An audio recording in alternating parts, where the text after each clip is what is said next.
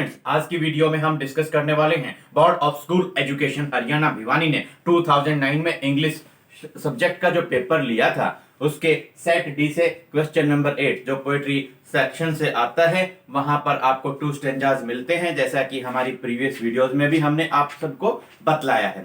2 stanzas में से आपको केवल एक स्टेंजा चूज करना होता है और वहां पर आपको 5 क्वेश्चंस मिलते हैं, उनके आंसर्स आपको देने होते हैं और इस जो क्वेश्चन नंबर 8 है इस क्वेश्चन के लिए आपको 5 मार्क्स मिलते हैं। करना क्या होता है, सबसे पहले आप देखिए कि जो आपको स्टेंजा मिलता है उसको आपने केयरफुली रीड करना है, ध्यान से पढ़ना है। फर्स्ट हमारा स्टेंजा है, आप देखिए कौन सी पोएम से हमें मिला है।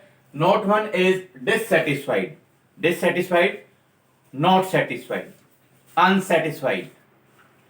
Not one is demented, demented, mad, पागल, with the mania, पागलपन of owing, owing means owning things, चीजों के ऊपर अधिकार जमाना।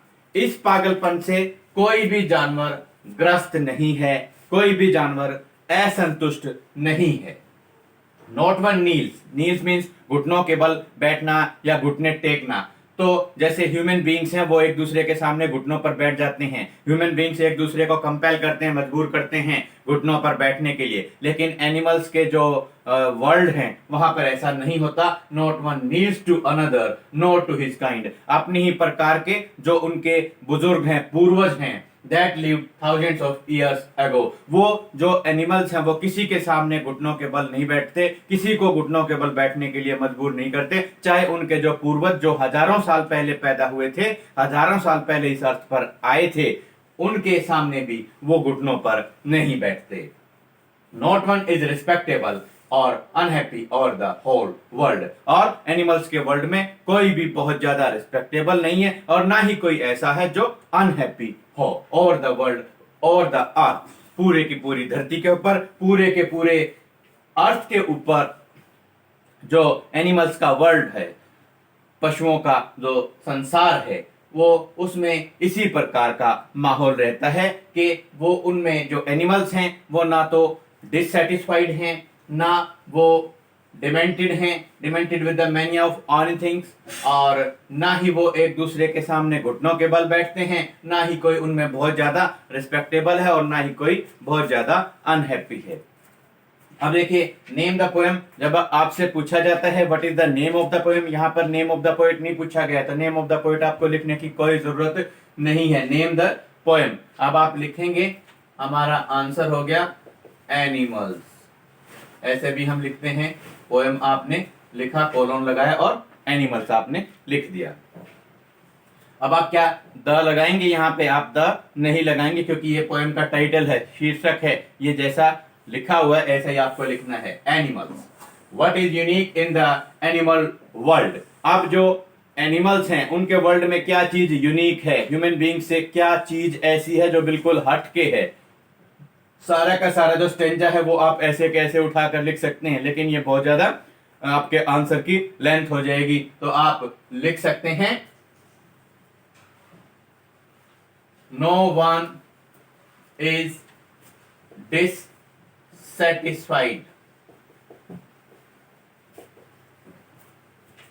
And no one is mad with the mania, पागलपन, of owing things या owning things, ये आप इस तरीके से लिख सकते हैं। no one is dissatisfied and no one is mad with the mania of owing things, ये आंसर हो जाएगा। बड़ा आप कितना भी कर सकते हैं, that no one has to kneel before any other person of their kind who had lived thousands of years ago, no one is respectable, no one is unhappy, ये भी आप लिख सकते हैं, लेकिन आंसर बहुत ज्यादा लेंथी हो जाएगा, तो आपको लेंथ जो है इतनी ज्यादा आपको नहीं देनी, क्योंकि इसकी जो वैल्यू है वो आपको 1 और 2 मार्क्स के ये क्वेश्चंस होते हैं, तो आपको इतना ही 1 और 2 लाइन्स ही आपको लिखनी होती हैं। What is the attitude of the poet about animals, अब एनिमल्स के बारे में पोएट का क्या एटीट्यूड है, क्या रवैया है। तो आप लिखेंगे the poets heart is full of admiration. The poet's heart is full of admiration for animals. The poet's heart is full of love for animals. ये पोएट का जो है एडमिरेशन, प्रशंसा से जो पोएट का हार्ट है एनिमल्स के लिए वो भरा हुआ है। अब हु वाला हमारा फोर्थ क्वेश्चन आया है, हु इज अनहैप्पी और द होल वर्ल्ड, तो आप लिख सकते हैं द मैन, द मैन। लेकिन यहां जो मैन है वो पूरी मानव जाति को दर्शा रहा है, नहीं तो आप लिखें ह्यूमन बीइंग्स आर अनहैप्पी और द होल वर्ल्ड। आप द मैन भी लिख सकते हैं या ह्यूमन बीइंग्स भी आप लिख सकते हैं। द मैन इज अनहैप्पी और द होल वर्ल्ड और ह्यूमन बीइंग्स आर अनहैप्पी और द होल वर्ल्ड। इस तरीके से आप यहां पर लिख सकते हैं। ये आपका हो जाता है। उसके बाद में हम डिस्कस करते हैं, या आप ये जो लास्ट वाला सॉरी फोर्थ जो आपका क्वेश्चन है इसमें आप लिख सकते हैं this is the man, this is the man who is unhappy और द होल वर्ल्ड, या ह्यूमन बीइंग्स आर अनहैप्पी और द होल वर्ल्ड। और एक और क्वेश्चन हमारा यहाँ पर रह जाता है जिसमें आपको लिखना होगा मीनिंग, ऑब्सेशन। ऑब्सेशन का मतलब यहाँ पर क्या होगा? Not one is dissatisfied, not one is demented with the mania. Obsession, obsession आप लिखेंगे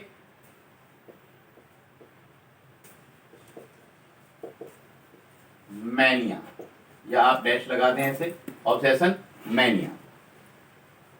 ऑब्सेशन पागलपन, मैनिया भी एक सनक होती है पागलपन, आप ऐसा लिखेंगे। नेक्स्ट आपका जो सेकंड आपका स्टेंजा है जो 2009 के सेट डी 2019 के board of school education Haryana Bhiwani के सेट डी में आया था, और क्वेश्चन नंबर 8 हम कर रहे हैं। ये आपने ध्यान रखना है, दोनों ही स्टेंजास को के जो आंसर्स हैं उनको आप अच्छे तरीके से अपनी नोटबुक्स में नोट डाउन करके लर्न कर लेंगे, प्रिपेयर कर लेंगे। अब है I am an orphan roaming the street. Roaming means wandering, घूमना।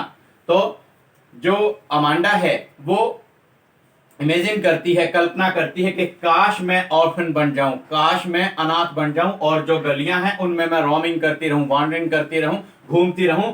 आई pattern soft dust with my हस्ट।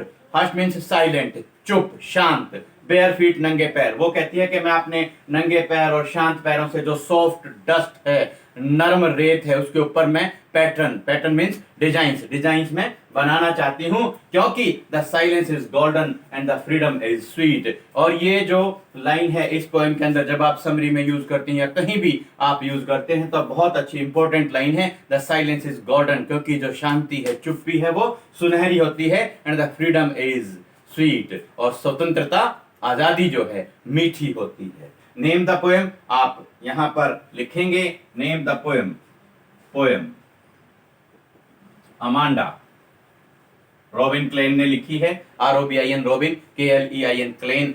यहां पर आपके जो है पोएम का नाम पूछा नहीं गया, आप वैसे नोट डाउन कर सकते हैं। What is the name of the poem? Amanda.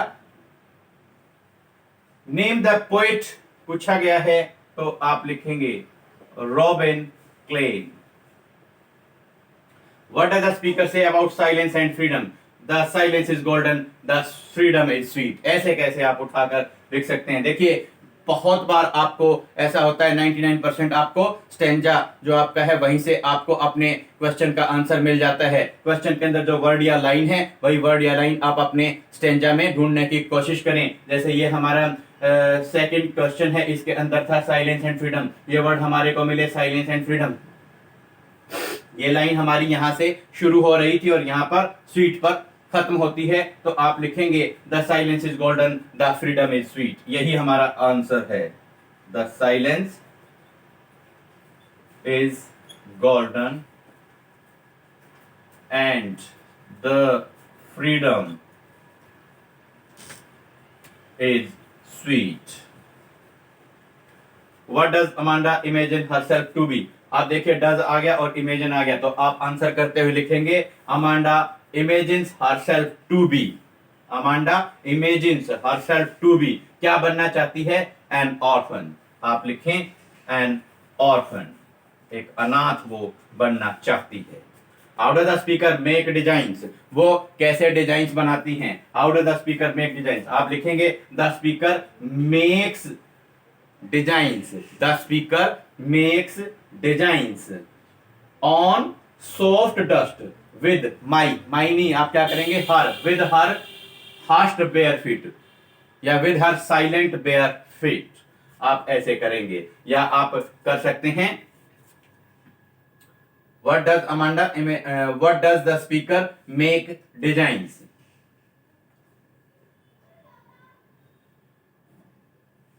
The patterns or designs on soft dust with her silent and bare feet। Soft dust के ऊपर अपने जो शांत और नंगे पैर हैं उनसे अमांडा निशान बनाना चाहती है। How does the speaker make design? Find out a word from the stranger similar in meaning to wandering. Wandering means घूमना, घूमते हुए। आप लिखेंगे रोमिंग। ये वर्ड आपको क्या मिला? हाँ, यहाँ पे हमारे को मिल जाता है। इस स्टेंजा से ही हमारे को ये ढूंढना था। आप आंसर कैसे लिखेंगे? आप आंसर लिखेंगे वॉन्डरिंग, डैश लगाइए और आप लिख देंगे रोमिंग।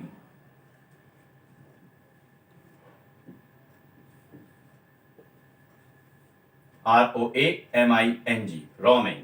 देखिए ये हमारे दोनों के दोनों जो स्टेंजाज हैं, दोनों ही हमारी जो पोएम्स हैं। एक हमारा स्टेंजा आया था आपकी पोएम एनिमल से, दूसरा आया था अमांडा से। दोनों ही हमने फाइव इनके अंदर क्वेश्चंस दिए गए थे, उनके आंसर्स हमने आपको बतलाए हैं इजीएस्ट वे में। बिल्कुल आपके शॉर्ट आंसर्स हैं, टू द पॉइंट आंसर्स हैं। इनको आप नोट डाउन करके लर्न कर लेंगे। हमारी अगली वीडियो में अगली पोएम्स के स्टेंजास के साथ आपसे फिर होगी मुलाकात। Thank you, have a nice day.